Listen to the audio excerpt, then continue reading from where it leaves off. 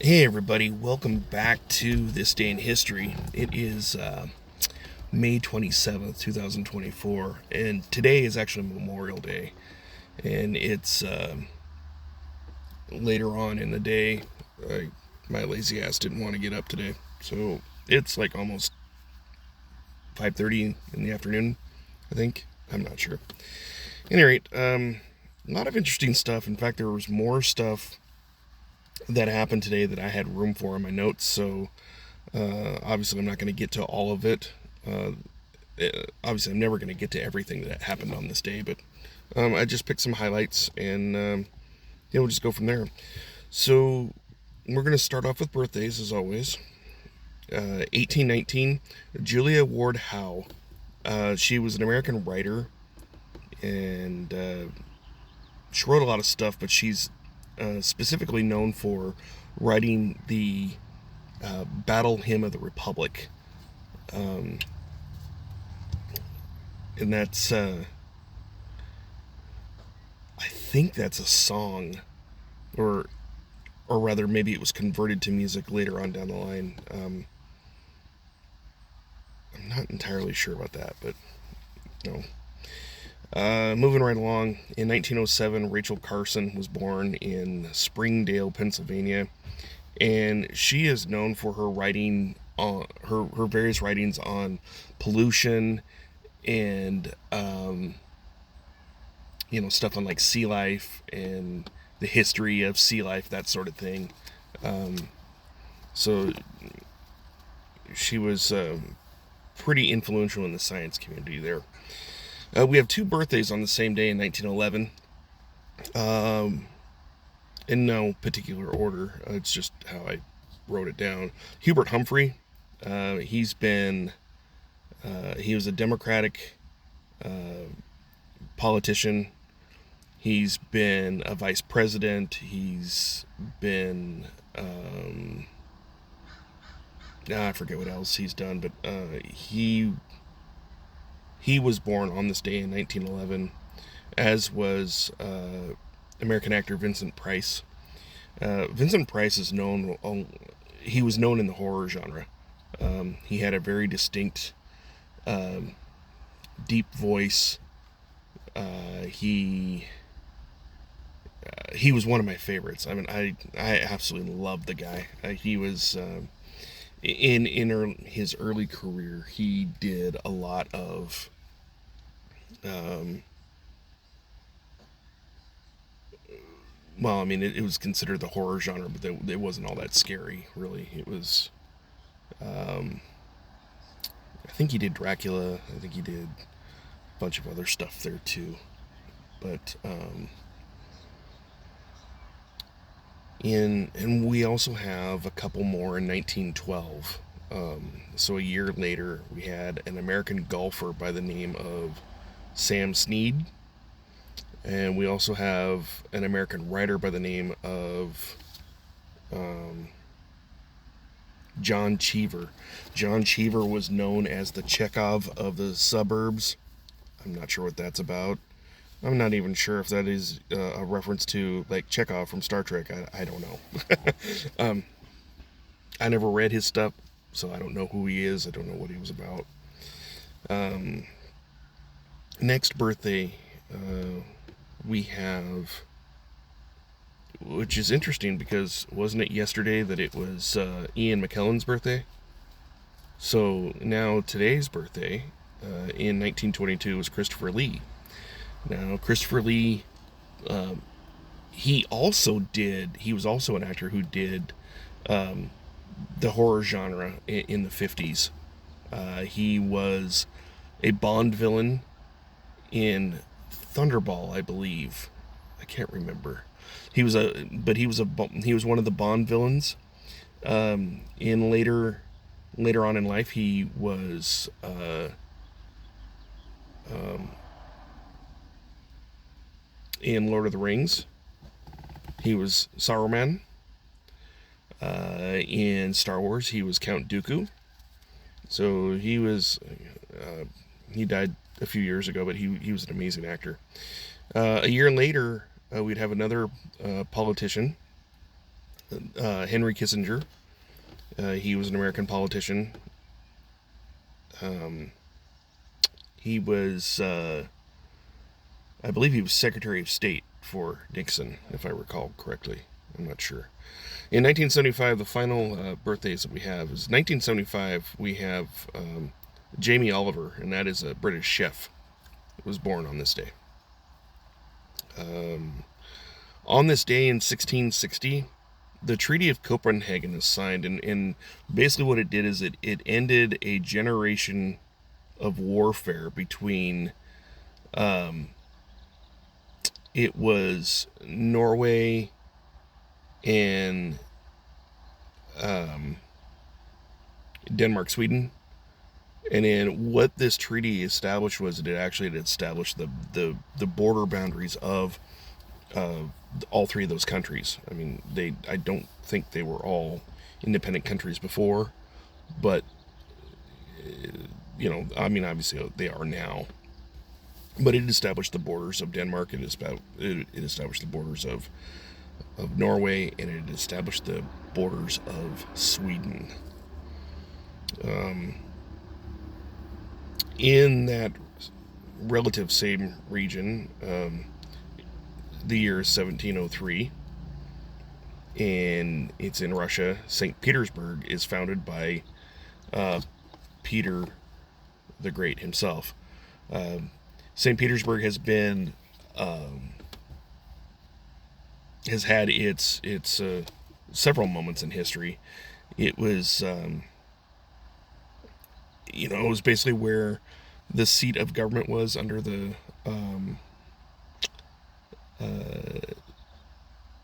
Romanov family when Tsar Nicholas II, his family line were that's where they had their base of operations, was in St. Petersburg, as I recall. It also saw a lot of intense fighting during World War II. St. Petersburg was one of those cities, just like Stalingrad and Leningrad. They were the most hotly contested cities, in Russia. The Russians really dug in and defended those cities because that was like, it held severe sentimental value to the Russian people. So to have the Germans come in there and try to take it over, it just wasn't going to fly with them. So in 1889, Pennzoil is founded. And where is it founded? Right here in the United States. In Pennsylvania, of all places. So it was a petroleum company, a Pennsylvania petroleum company that got founded, and it would later become known as Pennzoil, the same oil that you put in your car. I don't use that stuff. I like Valvoline, but that's just me. But at any rate, Pennzoil was founded on this day in 1889. We're going to go jump ahead a little. In 1933, Walt Disney released The Three Little Pigs, which featured the song "Who's Afraid of the Big Bad Wolf." And the intent behind this cartoon, you got to remember, back then cartoons weren't for kids. They weren't meant for kids. They were, it was adult entertainment. And a lot of the cartoons, if you watch old Looney Tunes, there's a lot of adult theme there. And what it is that they were designed to take people's minds off of the plight that they were in. This is Great Depression era, and so this particular short film was mostly about empowering people to have the intestinal fortitude to stand in the face of adversity, and that adversity being the Great Depression, the homelessness, the joblessness, just the great despair of the economy having tanked. So that's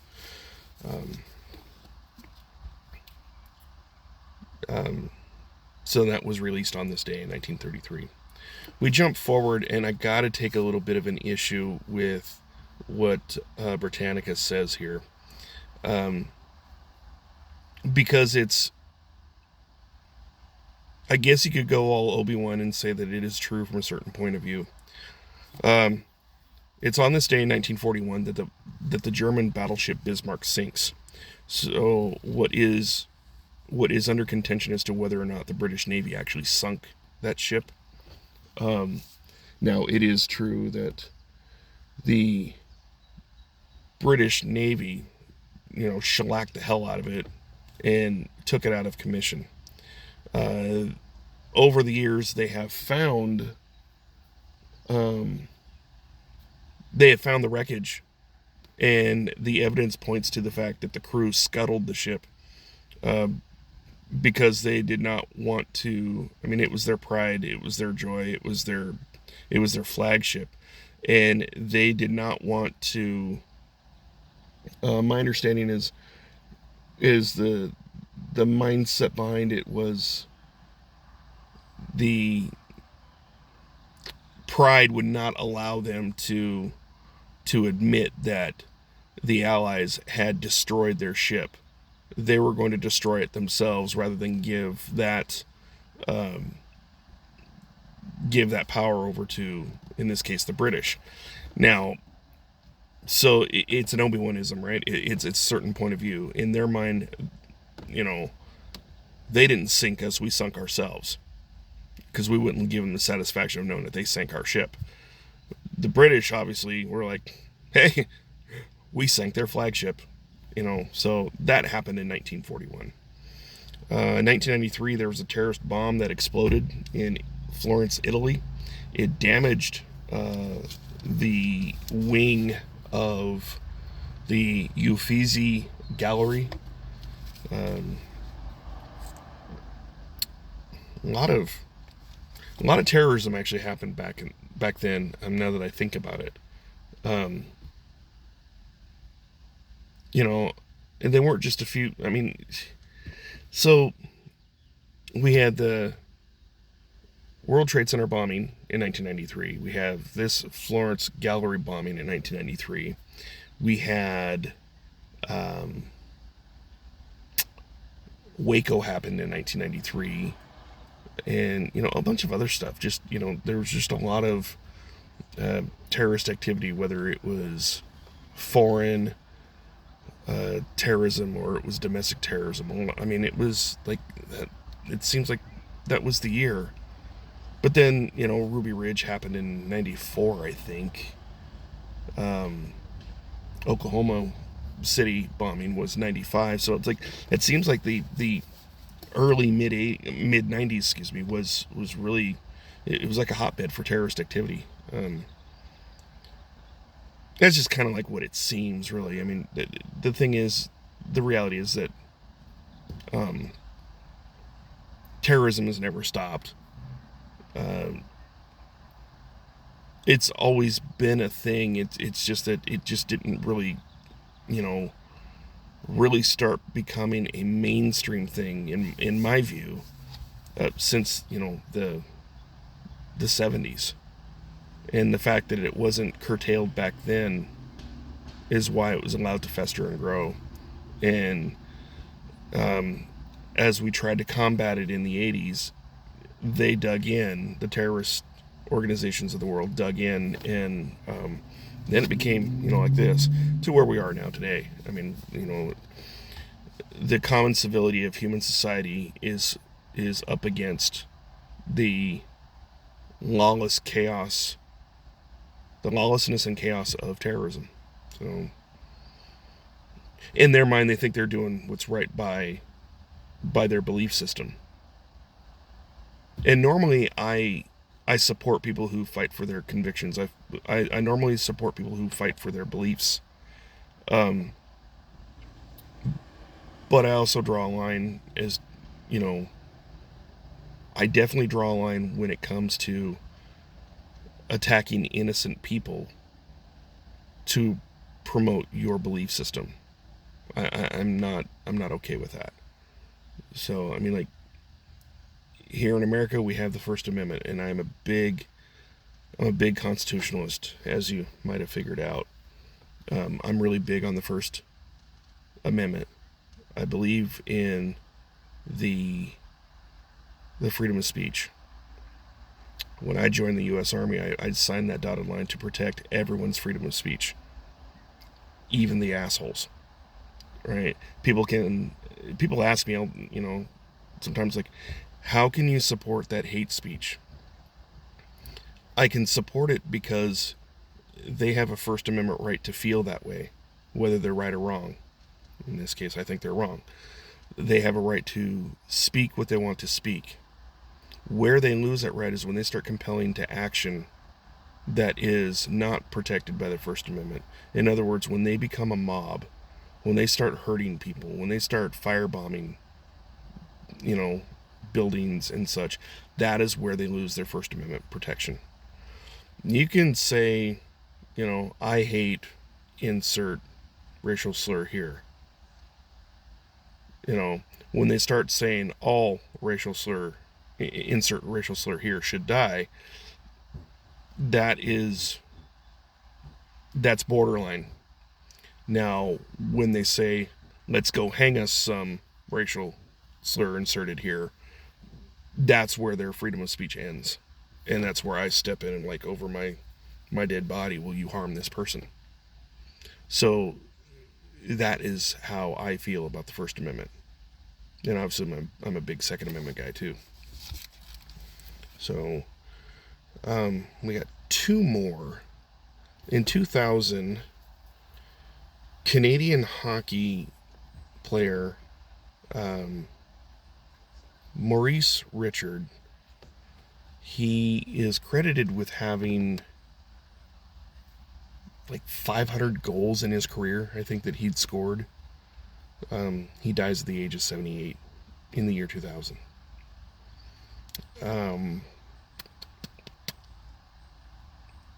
More recently, 4 years ago, in 2020, Larry Kramer died at the age of 84. Now, Larry Kramer is an American writer and gay rights activist. He was very critical on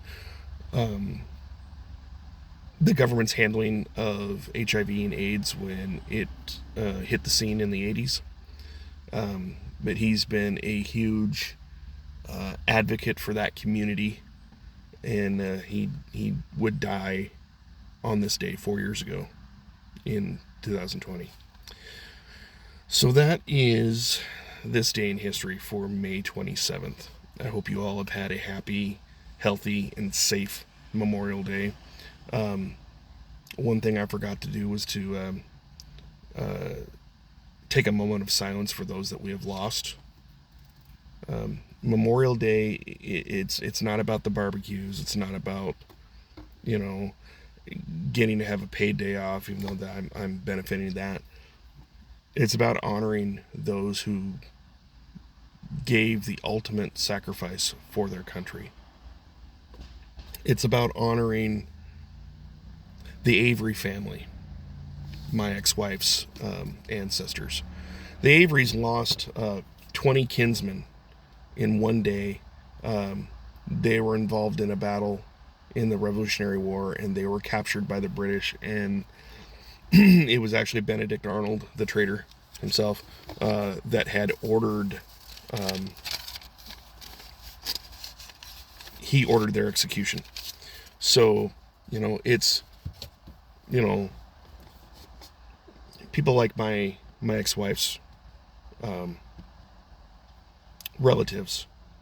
It's people like Pat Tillman, who died in Afghanistan. Football player who joined the army to, serve his country. It's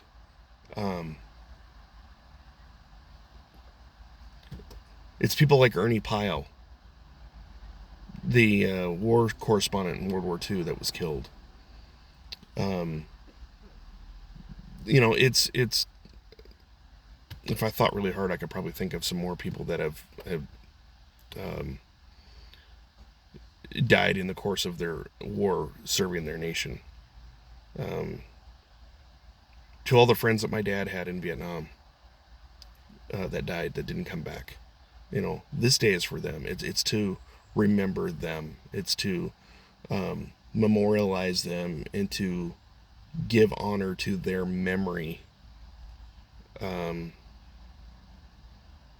because they paid that ultimate sacrifice. They answered their nation's call, and they went to go fight in a foreign land, and they fought for the principles in which this nation stands for: freedom, right? Personal politics aside, whether we should have been in those situations or not aside, the reality is that they stepped up and they answered the nation's call, and they didn't get to come home. So this day is for them. In Veterans Day, it's for the living. Memorial Day, it's to honor the dead. So I would ask that, like anyone who sees this, do take a moment of silence, whether it's on Memorial Day or not. When you see this, just take a brief moment of silence and, thank those souls for what they did for this nation. And with that, it's kind of a somber note, and I'm going to leave it with that. And thanks for tuning in. Have a blessed day, and be sure to tune back in tomorrow for May 28th, and we'll do it all over again. All right? Have a good one. Take care. God bless. Bye.